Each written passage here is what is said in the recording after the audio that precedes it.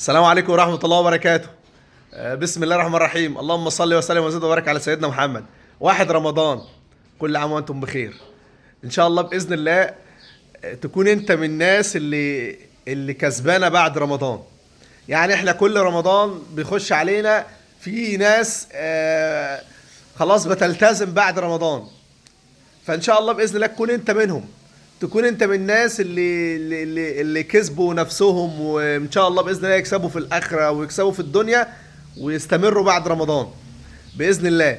يعني كل عام كده كل رمضان بيجي علينا في ناس ما بتكونش بتصلي قبل رمضان وتخش المسجد ال 30 يوم تشوفهم من اوائل الناس في الفجر ومن اوائل الناس في الظهر والعصر والمغرب، في كل الاوقات هم ملتزمين معاك. سبحان الله، بيكملوا بعد رمضان وبيبقوا موجودين بعد رمضان من اوائل الناس في صلاة الفجر وفي كل الاوقات. فان شاء الله باذن الله تكون انت منهم. اشتغل على الحتة دي، اشتغل من دلوقتي ان انت مش هتعبد ربنا في رمضان بس، لا، ربنا انا هعبده في كل الاوقات طول العام، في كل وقت، في كل مكان، في كل زمان. عود نفسك تكون من اهل الذكر. سبحان الله بحمده، سبحان الله العظيم، استغفر الله العلي العظيم واتوب اليه. كتير بقى، اعمل لك اوراد كتير قوي.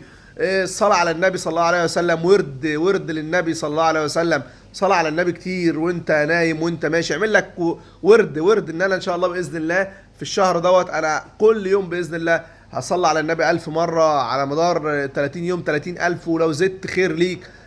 وربنا يوفقنا يا رب باذن الله. تكون انت من الناس اللي بتعبد ربنا في رمضان وبعد رمضان. تلاوة القرآن، ربنا يبارك في ولادكم وربنا يصلح حالكم. ربنا يرزقنا كلنا رزق حلال ويشفي كل مريض وينصر اخواتنا المستضعفين في كل مكان ويشفي مرضانا ومرضى المسلمين.